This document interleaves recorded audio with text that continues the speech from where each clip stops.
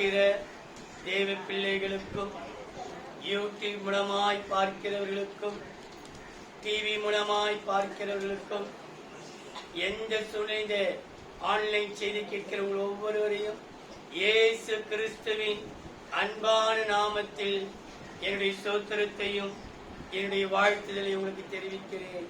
கர்த்தர் உங்களை ஆசீர்வதிப்பாராக. ரொம்ப சீக்கிரத்திலே நாம் சபையாராய் கூடி ஜெபிப்பதற்கு, ஆராதிப்பதற்கு கர்த்தர் கிருபை தருவாராக. கர்த்தர் நல்லவராகவே இருக்கிறார். மார்க் எழுதின சுவிசேஷம் 4ஆம் அதிகாரம் 34ஆம் வசனம்.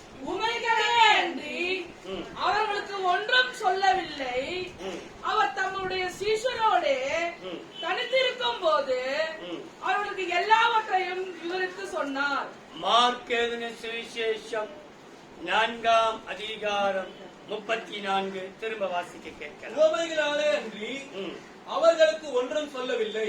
அவர்களுக்கு ஒன்றும் சொல்லவில்லை. அவர் தம்முடைய சீஷரோடு தனித்திருக்கும் போது அவர் தம்முடைய சீஷரோடு தனித்திருக்கும் பொழுது அவர்களுக்கு எல்லாவற்றையும் விவரித்து சொன்னார். தனித்திருக்கும் பொழுது எல்லாவற்றையும் விவரித்து சொன்னார். தனித்திருக்கும் பொழுது. அப்ப ஒரு வேளையிலே நீங்கள் உணரலாம், ஏன் கர்த்தர் என்னை தனிமைப்படுத்தது போல இருக்குது, எல்லாரும் என்னை கைவிட்டது போல இருக்குது, கட்டின மனைவி கைவிட்டது போல, புருஷன் கைவிட்டது போல, தம்பி, அண்ணன், அக்கா எல்லாம் ஒற்றுமையா இருந்தது போல இருந்துமே, இன்னைக்கு எல்லாம் தனித்து விடப்பட்டு இருக்கிறோமே. யார் உன்னோடு இருக்கிறாரோ இல்லையோ, கர்த்தர் உன்னோடு கூட இருக்கிறார். கர்த்தனை தனிமைப்படுத்தின நோக்கத்தை கர்த்தனுக்கு விவரித்து சொல்ல போகிறார். அவர் தனித்து இருக்கும் பொழுது எல்லாவற்றையும் விவரித்து சொல்லுகிறார். ஏன் உன்னை தனிமைப்படுத்தினேன், எதற்கு அவனை தனிமைப்படுத்தினேன், ஏன் இந்த பிரச்சனையை அனுமதித்தேன், ஏன் இதை நான் உனக்கு கொடுத்தேன், ஏன் இந்த வாழ்க்கையை உனக்கு கொடுத்தேன், ஏன் இந்த பிரச்சனையான வாழ்க்கை உனக்கு தொடருது, இதை எல்லாவற்றையும் கர்த்தர் இன்றைக்கு உனக்கு விவரித்து காண்பிக்க போகிறார். கர்த்தர் உன்னை தனிமைப்படுத்தின நோக்கம், நீ தனித்து விடப்பட்டிருக்கிறது போல நினைக்கிறாய். ஆனா கர்த்தரோ தனித்திருக்கும் பொழுது எல்லாவற்றையும் அவர் விவரித்து சொன்னாராம். இந்த செப்டம்பர் மாதம் முதலாவது வாரம் வாக்குத்தத்த செய்தியை போல கொடுக்க வேண்டும் என்று நினைத்திருந்தேன். ஆனாலும் கர்த்தர் இந்த செய்தியை கொடுத்தார். ஆனா இந்த செய்தியோடு கூட உங்களுக்கு வாக்குத்தத்த நிறைந்த ஒரு ஆசீர்வாதத்தோடு தான் நீங்க புறப்பட்டு போவீர்கள். நீங்கள் தனிமையாய் வந்து இருக்கலாம், ஆனால் கர்த்தர் கூடவே. ஏன் உங்களை தனிமைப்படுத்தினார்? அண்ணன் வந்தா, தம்பி வந்தா, அக்கா வந்தாங்க, சொந்தங்கள் வந்துச்சு, அப்பா இருந்தாரு, அம்மா இருந்தார், எல்லாம் இருந்தது போல இருந்தது. இப்ப எல்லாமே நமக்கு சூனியமாச்சு. ஏன் தெரியல, நம்ம விட்டு எல்லாமே விலகின போல இருக்கிறது. ஆனா கர்த்தரே இதை விலக்கி வைத்திருக்கிறார். வேதம் சொல்கிறது பாருங்கள்.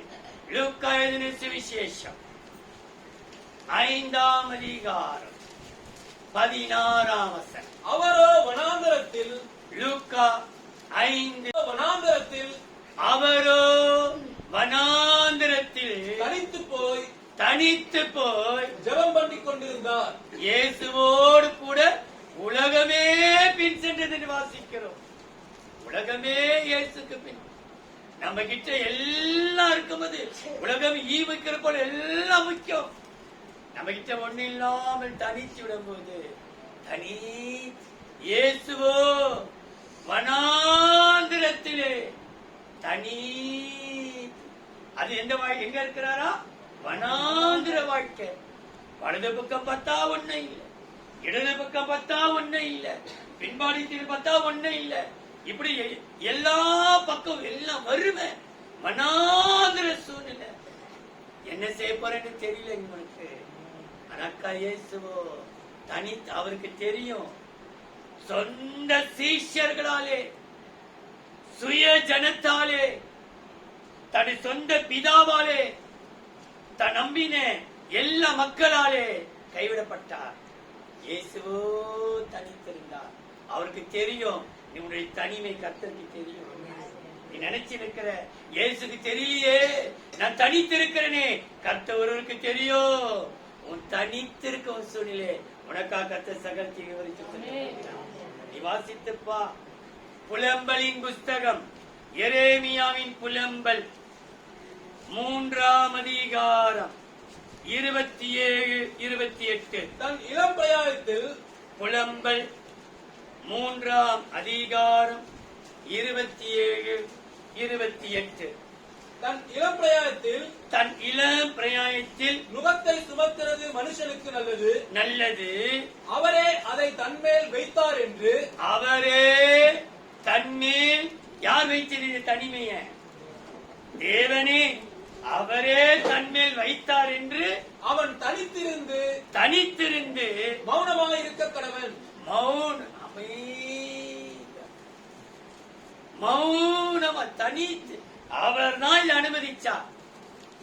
வாழ்க்கை கொடுத்தது கர்த்தர், இந்த பிள்ளையை கொடுத்தது கர்த்தர், நமக்கு எதிர்காலம் கொடுத்தது கர்த்தர். எது இருந்தாலும் தனித்து மௌனமாயிரு. ஆனா சில பேருக்கு மௌனமா இருக்கதான் முடியல. நீ மௌனமா இருந்துப்பா. கர்த்தரே இதை வைத்தார், கர்த்தரே இதை அனுமதித்தார், கர்த்தரே இந்த போராட்டத்தை அனுமதித்தார். நீ தனித்திருந்து மௌனமா இருந்துப்பா. நீ எந்த உச்சியில இருக்க போகிறாய் உனக்கு தெரியாது, கர்த்தருக்கு தெரியும். ஆனா சில பேருக்கு அந்த மௌனமா இருக்கத்தான் இன்னும் பழகல, இன்னும் கற்றுக்கொள்ளல, இன்னும் அதுல பூரணப்படல. எப்படின்னா நான் பேசினோம், எதனா 2 வார்த்தை பேசினதான் எனக்கு திருப்தி. நீ திருப்தி பட்டுட்டா அவர் அமைதியா இருக்கிறார். அவங்க பார்த்துக்கினாங்கப்பா. என்னை யுத்தம் செய்ய அவங்க விடல, அவங்களே யுத்தம் செய்யற, அவங்களே பேசி முடிச்சுக்கிறாங்க. என்ன பேச அவர் கூப்பிடவே இல்லைன்னு ஆண்டவர் பண்ணிக்கிறப்பா. சத்தம் சொல்றாரு, அவரே இது அனுமதித்த இந்த பிரச்சனைகள், நம்மை சூழ இருக்கிற இந்த போராட்டங்கள், சில நெருக்கங்கள், நமக்கு வருகிற வேதனைகள், மன உளைச்சல் எல்லாம் நம்ம நினைக்கலாம் ஆண்டவர் பார்த்து சும்மா இருக்கிறாரே. நீ மௌனமாயிரு, அவர் எழுந்தருவார். நம்மளால மௌனமா இருக்க முடியல, ஆனால் அவரும் அமைதியா உட்கார்ந்து இருக்கார். இன்னைக்கு கர்த்தர் சொல்கிறார், அவர் தனித்து இருக்கும் போது அவர்களோடு சகலத்தை விவரித்து சொன்னார். நீ தனித்திருக்கும் பொழுது ஏன் கர்த்தவனை தனிமைப்படுத்துகிறார்? நீ தனித்திருக்கும் போது கர்த்தவனுக்கு செய்யும் நன்மையை பாருங்கள். முதலாவதாக ஆதியாகமம் 32ஆம் அதிகாரம் 24, 28, 29. யாக்கோபு பிந்தி தனித்திருந்தான். இந்தி தனித்திருந்தான். கவனியுங்கள், யாக்கோப்புக்கு யாரும் இல்லையா? 4 மனைவிகள், 13 பிள்ளைகள், வேலைக்காரர், வேலைக்காரிகள் எல்லாம் இருக்கிறார்கள். நீங்க வாசித்து பாருங்கள். 22, 23 வாசிப்பா. ராத்திரியிலே எழுந்திருந்து யாக்கோப்பு ராத்திரியிலே எழுந்திருந்து தன் 2 மனைவிகளையும் தன் 2 மனைவிகளையும் தன் 2 பணிவிடைக்காரிகளையும் தன் 2 பணி, அதாவது சில்பால் பில்கால் அவர்களும் மறுமனையாட்டிகள் தான், 2 பணிவிடைக்காரிகளையும் தன்னுடைய 14 குமாரரையும் கூட்டிக் கொண்டு 11 குமாரை கூட்டிக் கொண்டு யாப்போக்கு என்கிற ஆற்றின் துறையை கடந்தான்.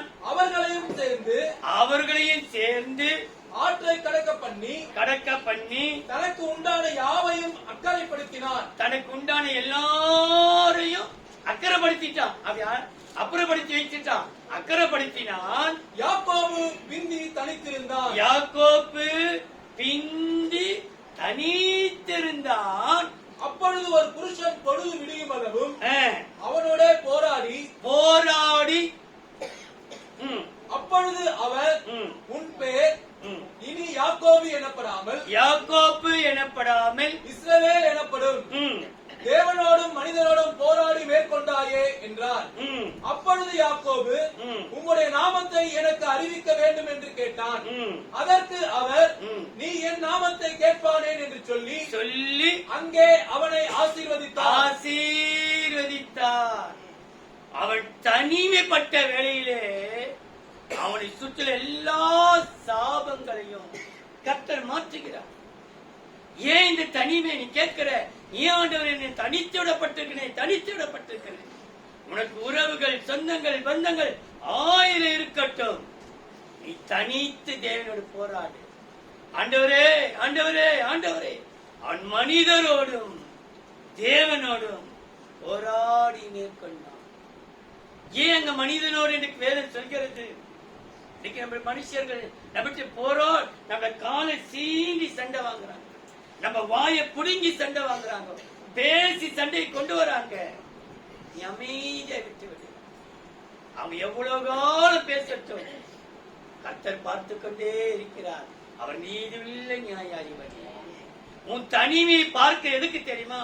அவன் தனித்து இருக்கும் போது அவனை ஆசீர்வதிக்க, வெறும் ஆசீர்வதிக்க மாத்திரமல்ல, அவனை ஒரு பெரிய ஊர் உலகமே பார்த்து பாக்கியவனாய் மாற்றுவதற்காகத்தான் அவனை கர்த்தர் தனிமைப்படுத்துகிறார். இந்த தனிமை எதற்கு தெரியுமா? உன்னை ஆசீர்வதித்து உன்னை பாக்கியவனாய் மாற்ற வைக்கிறார். எப்படி பாக்கியவனாய் மாற்றுகிறார் பாருங்கள்.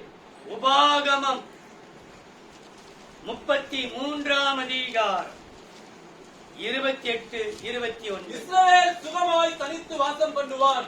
உபாகமம் 28, 29. இஸ்ரவேல் சுகமாய் தனித்து வாசம் பண்ணுவான். இஸ்ரவேல் இனி யாக்கோப்பு எனப்படாமல் இஸ்ரவேல் எனப்படும். இங்க ஆண்டவர் சொல்றாரு, இஸ்ரவேல் தனித்து சுகமாய் வாச. அவனுக்கு கொடுத்த தொந்தரவுக்காரர்கள் தான் கர்த்தர் விலக்கிட்டார்.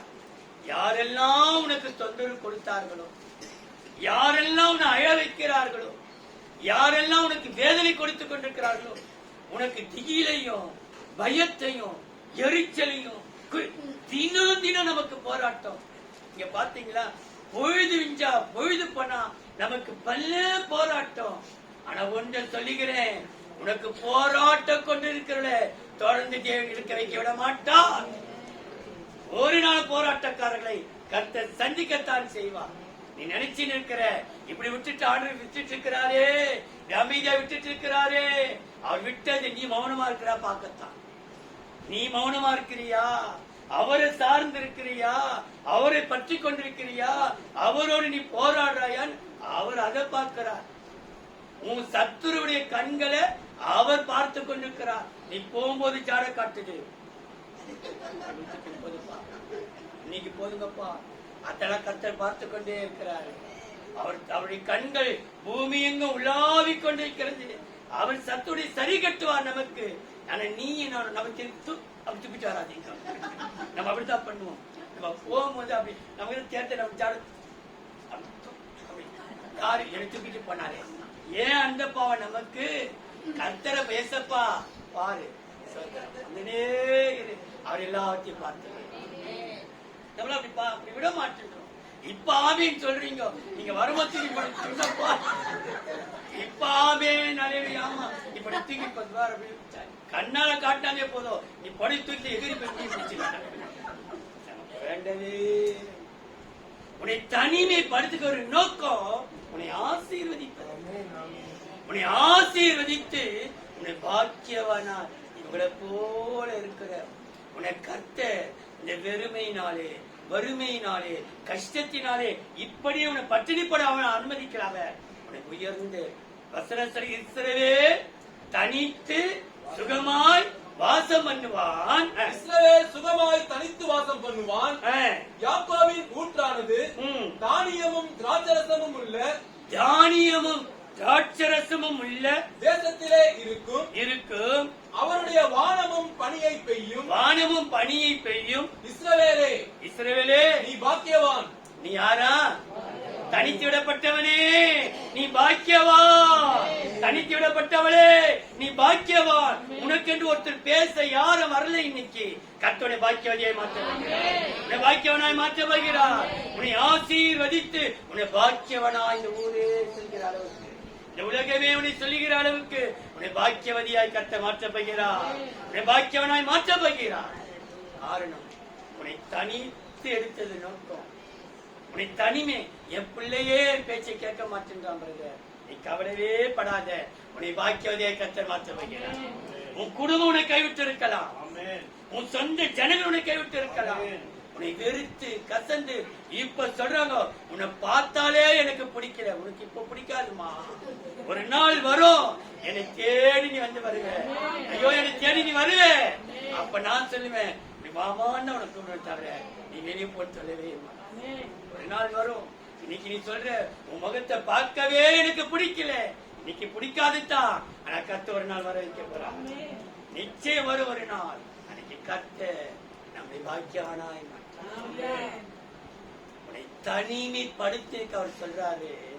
அவர் தனித்து இருக்கும் போது அவருக்கு விவரித்து சொன்னார். ஏன் தெரியுமா அந்த தனிமை அவர் விவரிக்கிறார்? உன்னை ஆசீர்வதித்து பாக்கியவனாய் மாற்றுவதற்காகத்தான் இந்த தனிமை அவர் தனிமை. இரண்டாவது பாருங்கள், எஸ்ராவின் புஸ்தகம் 10ஆம் அதிகாரம் 16-17. சிறையிருப்பிலிருந்து வந்தவர்கள், எஸ்ரா 10ஆம் அதிகாரம் 16-17. சிறையிருப்பிலிருந்து வந்தவர்கள் இந்த பிரகாரம் செய்தார்கள். ஆசாரியனாகிய எஸ்ராவும் தங்கள் பிதாக்களுடைய குடும்பத்தின்படியே பேர் பேராக அழைக்கப்பட்ட பிதா வம்சங்களின் தலைவர் அனைவரும் இந்த காரியத்தை விசாரிக்கும்படி, இந்த காரியத்தை உன்னால முடியாத பெரிய காரியம், உனக்கு பிரச்சனை கொடுத்து கொண்டிருக்கிற காரியம், உன் வீட்டின் இந்த காரியத்தை விசாரிக்கும்படி 10ஆம் மாதம் முதல் தேதியிலே தனித்து உட்கார்ந்து, அப்ப 10ஆம் தேதி உன் காரியம் முடிஞ்சு நினைக்கிறேன். 10ஆம் மாசம் 1ஆம் தேதி கொஞ்சம் பொறுத்திரு, உன் காரியம் எல்லாம் கர்த்தருக்கு ஜெயமாய் முடிக்கும். இந்த காரியத்தை விசாரிக்கும்படி 10ஆம் மாதம் 1ஆம் தேதி தனித்து உட்கார்ந்து, எப்படி உட்கார்ந்தார்களா? தனித்து உட்கார்ந்து அந்நிய ஜாதியான ஸ்திரீகளை கொண்டவர்கள் எல்லாருடைய காரியத்தையும், எல்லா காரியம் கவனிங்கள், தனித்து உன்னை தனிமைப்படுத்திருக்க ஒரு நோக்கம். உன் காரியம், இந்த காரியம் சொல்லப்பட்டிருக்கிறது. எல்லாருடைய காரியத்தையும் நான் நினைக்கிறேன், இன்றைக்கு இருந்தே கர்த்தர் விசாரிக்க போகிறேன். என் மகளுக்கு இந்த காரியத்தை செய்யணும், என் பிள்ளைக்கு இந்த காரியத்தை செய்யணும். எப்ப இந்த வேலையின் காரியத்தை, இந்த வீட்டின் காரியத்தை, இந்த கேஸின் காரியத்தை, இந்த பணத்தின் காரியத்தை, இந்த கடனின் காரியத்தை, இந்த போராடி கொண்டிருக்கிற இந்த திருமண காரியத்தை இன்றைக்கு நான் எடுத்து எப்போ விசாரிக்கிறேன். அவர் தன்னை கருத்தில் எடுத்து விட்டார். இந்த 9ஆம் மாதம் 5ஆம் தேதி இயேசு கிறிஸ்து நாமத்தில் சொல்கிறேன், உங்களுக்கு தடைப்பட்ட காரியத்தை கர்த்தர் கருத்தில் எடுத்து விட்டார். தோல்வியான கருத்தை கர்த்தர் எடுத்து விட்டார். இனி உனக்கு ஜெயந்தான், நீ ஜெயிக்க போகிறாய். தோற்றதெல்லாம் போதும், அவமானப்பட்டதெல்லாம் போதும், விட்ட கண்ணீரெல்லாம் போதும். கர்த்தர் கருத்தில் எடுத்து விட்டார் காரியத்தை. எல்லாருடைய காரியம் சொல்லப்பட்டிருக்கிறது, இந்த காரியம் என்று சொல்லப்பட்டிருக்கிறது. அப்படி என்றால் உன்னை தனிமைப்படுத்திற்கு நோக்கம், இந்த காரியத்தை விசாரிக்க தனித்து விடப்பட்டார். அப்படிதான் போடப்பட்டிருக்கு. இந்த காரியத்தை விசாரிக்க தனித்திருந்தார். இன்னைக்கு உன்னை தனிமைப்படுத்திக்கு உன் வேலையில் பிரச்சனை, உன் வருமானத்துல பிரச்சனை, வீட்டில பிரச்சனை, உன் திரும்ப வாழ்க்கையில பிரச்சனை, உன் படிப்புல பிரச்சனை, வேலையில்லாத இப்படி ஒண்ணு மேல ஒண்ணு, உனக்கு அடி மேல அடி, செலவு மேல செலவு, பிரச்சனை மேல பிரச்சனை. ஏன் ஆண்டவர் எனக்கு மாத்திர பிரச்சனை? கர்த்தரை நேசிக்கிறதுனாலதான் இந்த பிரச்சனை.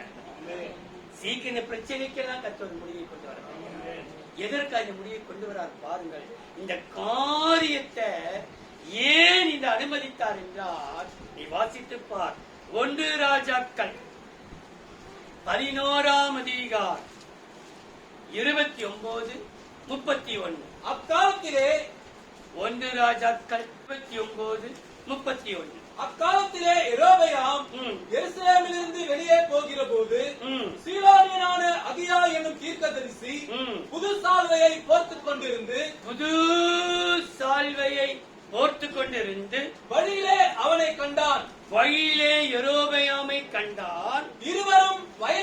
தனித்திருக்கையில், எங்க இருக்கையில்? தனித்து வயல்வெளியிலே, தனித்து வனாந்திரத்தில் அல்ல, இது நல்ல வயல் நிலையத்திலே, வயல்வெளியிலே தனித்து இருக்கும் பொழுது யெரொபெயாமை நோக்கி 10 துண்டுகளை எடுத்துக்கொள், 10 துண்டுகளை எடுத்துக்கொள். இஸ்ரவேலின் தேவனாகிய கர்த்தர் சொல்லுகிறது என்னவென்றால், யார் சொல்லுகிறது? கர்த்தர். இஸ்ரவேலின் தேவனாகிய கர்த்தர் சொல்லுகிறது என்னவென்றால், இதோ நான் ராஜ்யபாரத்தை சாலமோனுடைய கையிலிருந்து எடுத்து கிழித்து உனக்கு 10 கோத்திரங்களை கொடுப்பேன். எத்தனை கோத்திரங்கள் கொடுப்பாரா? 10 மடங்கு உனக்கு கர்த்தர் கொடுக்கத்தான் இந்த பாடுகளை நான் கர்த்தர் அனுமதிச்சிருக்கிறார். 10 கோத்திரத்தை நீ ஆள போகிறார். அவங்க கலந்து பிடுங்கி உன் கலவை படைக்க போகிறார். நீ நினைச்சு இருக்கிற எல்லாம் பெற்றுட்டு இருக்கிறாங்க, அதுதான் இப்படி வாயு மாணவரைக்கும் பேசிட்டு கொள்ளுது, அது அப்படியே பிடுங்கி உங்களை கொடுக்கப்படும். நீ நினைக்கிற எனக்கு ஒண்ணுமே இல்லாம இருக்குது, இப்படி அநியாயம் செய்துங்க, அக்கிரமம் செய்துங்க, இப்படி ஊரை ஏமாத்தினவங்க எல்லாம் நல்லா தானே இருக்கிறாங்களே, பார்க்க போல எல்லாத்தையும் கத்த பிடுங்க போகிறார். அதுவும் கீழே வந்து கொடுக்கப்பட இருந்ததை பிடுங்கி கொடுக்கிறாராம். கத்த உன்னுடைய யார் ஆண்டு இருந்தாலும் கத்தை பிடுங்க போகிறார், உங்களை ஒப்படைக்க போகிறார், உனக்கு தான் நீ அதை ஆள போகிறார்.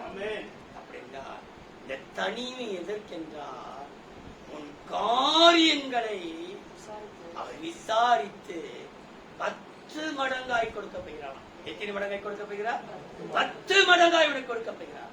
உன் காரியத்தை விசாரிக்க யாரும் நினைக்காதே, இந்த தனிமையில் ஒரு காரியத்தை விசாரிக்க விசாரிக்க ஒருவரை இல்ல. உண்மை இந்த நிமிஷம் வரைக்கும் உனக்கு யாருமே இல்ல விசாரிக்க.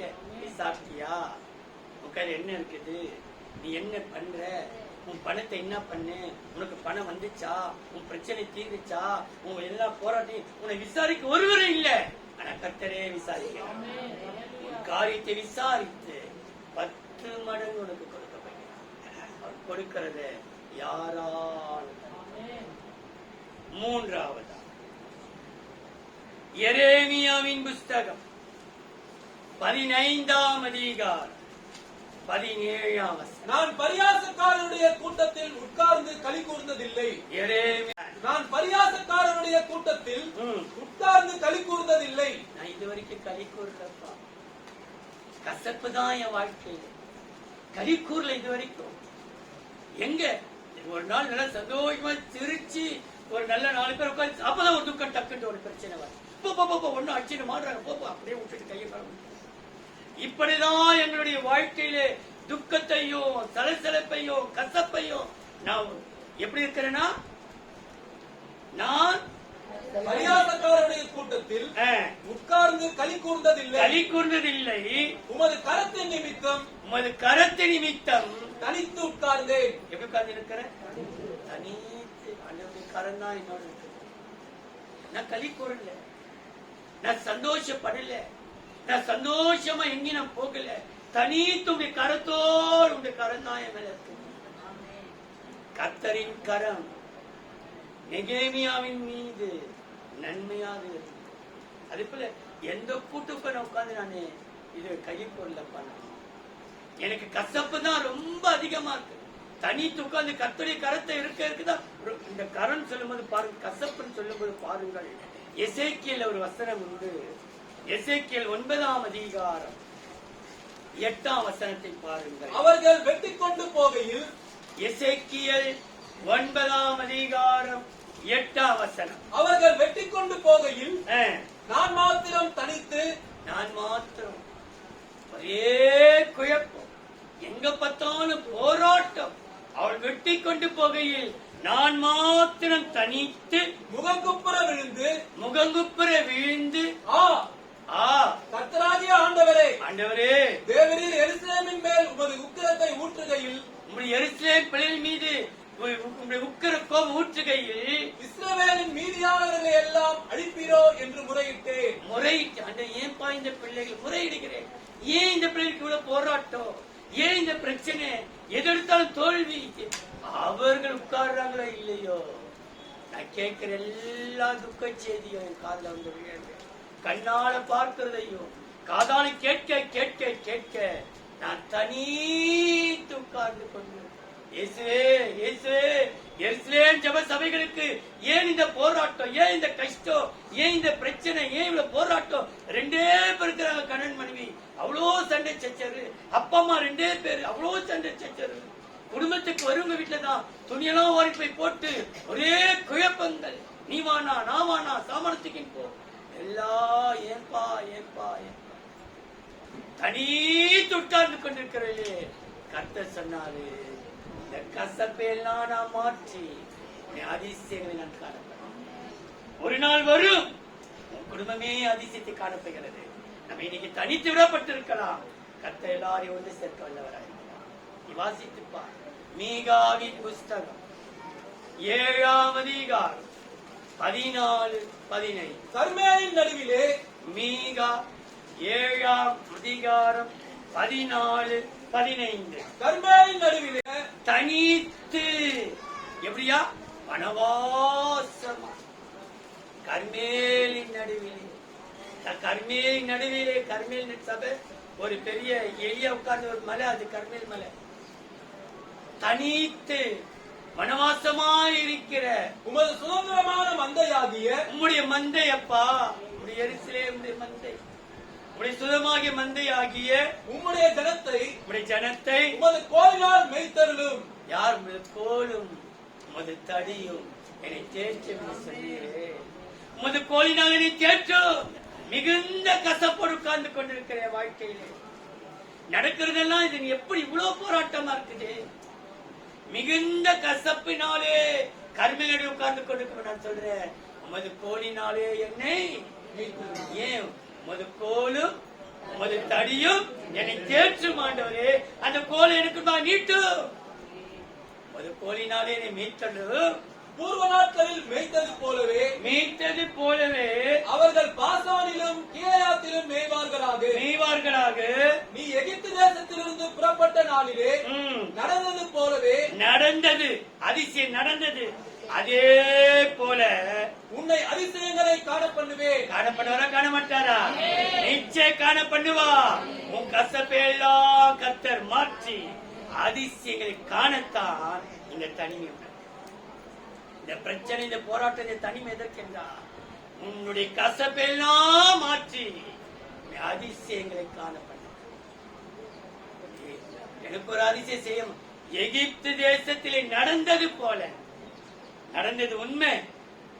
வானத்து மண்ணா கொடுத்தார், சிவந்த சமுத்திரம் 2ஆக பிரித்தார், அவ அப்படியே அக்கினி வந்து இறங்கினது. தேவ பிள்ளையே, அதிசயங்களை காண பண்ணத்தான் இந்த தனிமை. கசப்பை மாற்றி அதிசயத்தை காண வைக்கத்தான் இந்த தனிமை.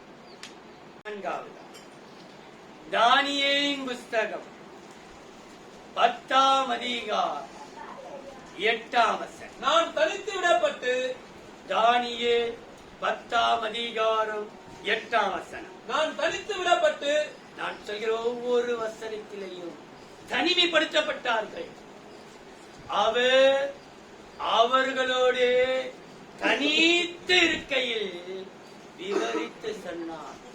ஏன் இந்த தனிமை, ஏன் இந்த போராட்டம், ஏன் இந்த பிரச்சனை, எனக்கு உதவி செய்ய யாருமே இல்லை என்று நீ கேள்வி கேட்கிற பத்தியா?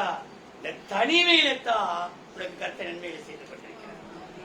நான் தனித்து விடப்பட்டிருக்கையில் அந்த பெரிய தரிசனத்தை கண்டு என் பலனெல்லாம் போயிற்று. என்ன போயிடுச்சா? என் பலனெல்லாம் போயிடுச்சு. என் உருவம் மாறி வாடி போயிற்று. விரற்று போனேன். அத பாருங்க, பலனெல்லாம் போயிடுச்சு, உலர்ந்து போனேன், முகம் வாடி போயிடுச்சு, திடற்று போனேன். நான் தனித்து எல்லாமே நம்மளை பார்த்து என்ன ஒரு மாயிட்டு, என்ன ஒரு மாதிரி இருக்கிற ஒரு மாதிரி இன்னமும் கத்தனை தனிப்படி முயற்சித்தாங்க. நம்முடைய முகரூபம் மாறிடுச்சு, உடம்பு மாறிடுச்சு, முகம் மாறிடுச்சு, எலும்பு தொழுமா மாறிடுச்சு. ஆனா கத்தர் பார்த்து கொண்டே இருக்கிறார். வசனம் சொல்கிறது எல்லாம் போயிடுச்சா. இப்ப யோபின் முகத்தை கர்த்தர் பார்க்கிறார். இதுவரைக்கும் பார்க்கல முகத்தை. வசனம் அந்த 42 தான் வருது. யோபின் முகத்தை கர்த்தர் பார்த்தார். ஐயோ, முக கண்ணெல்லாம் உள்ள போயிட்டு வாடி வதங்கி போயிட்டு இருக்குது. இது வரைக்கும் பார்க்கல, இயக்கும் போதெல்லாம் பார்க்கல. ஆனா இங்க போடப்பட்டிருக்கிறது ஆசீர்வாதத்தை கொடுப்பதற்கு முன்பாகத்தான் அவர் முகத்தை பார்க்கிறார். யோபின் முகத்தை கர்த்தர் வாசிக்கலாம். யோபு 42:9 நினைக்கிறேன். யோபின் முகத்தை கர்த்தர் பார்த்தார். பார்த்த மாத்திரத்தில் அப்பா, ஐயோ என் பிள்ளை இப்படி ஆயிடுச்சேன்னு சொல்லித்தான். அவன் முன்னிலைமை பார்க்கிலும் பின்னிலைமையை அதிக இன்னைக்கு பலனெல்லாம் போயிடுச்சு. நமக்கு பலனே இல்லப்பா, எனக்கு ஆள்பலமும் இல்லப்பா, எனக்கு பணபலமும் இல்லப்பா, எனக்கு தோல்பலமும் அல்லப்பா, எனக்கு வாய்பலமும் இல்ல. எந்த பலன் இல்லாமல் எல்லாமே திரட்டு கிடக்கிற நானே. ஆனா கர்த்தருக்கு தெரியும், உன் தனிமையிலே உன்னை பலப்படுத்தி கர்த்தர் உன்னை அசையாமல் நிலைநிற்க வைக்கப்படுகிறார். பாருங்கள், 1 தெசலோனிக்கேயர் 3:1, 1-2.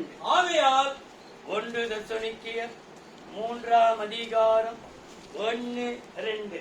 ஆகையால் நாங்கள் இனி பொறுத்திருக்க கூடாமல் அத்தேனே பட்டணத்தில் தனித்து விடப்படுகிறது நன்மை என்று நினைத்து. நமக்கு தனித்து விடப்படுது தீமையா நன்மையா? நான் உனக்கு சொல்ற காரியம் தீமையா முடியுமா நன்மையா முடியுமா? இந்த தனிமைப்படுத்தப்பட்டது உனக்கு நன்மையே கொண்டு வரப்போகிறது, தீமை அல்ல இது உனக்கு.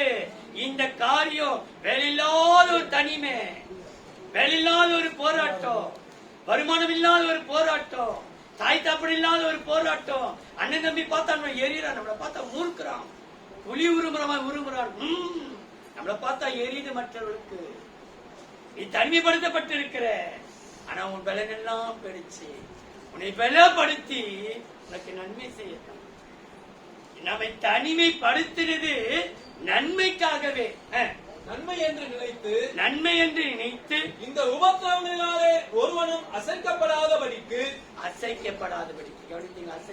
இந்த எத்தனை உபத்திரம் வரட்டும், நம்ம குடும்பமே சொல்லணும், உன் பிள்ளைய அவனுக்கு விரமா எழும்பிட்டான், உன் தாய் தப்பன அவனுக்கு விரமா எழும்பிட்டான், உன் அண்ணன் தம்பி அவனுக்கு விரமா எழும்பிட்டான், உன் பொண்டாட்டி பிள்ளை குடும்பம் அவனுக்கு விரோதமா எழும்பிடுச்சு, உன் புருஷ குடும்பம் அவனுக்கு விரமா எழும்பிட்டாங்க.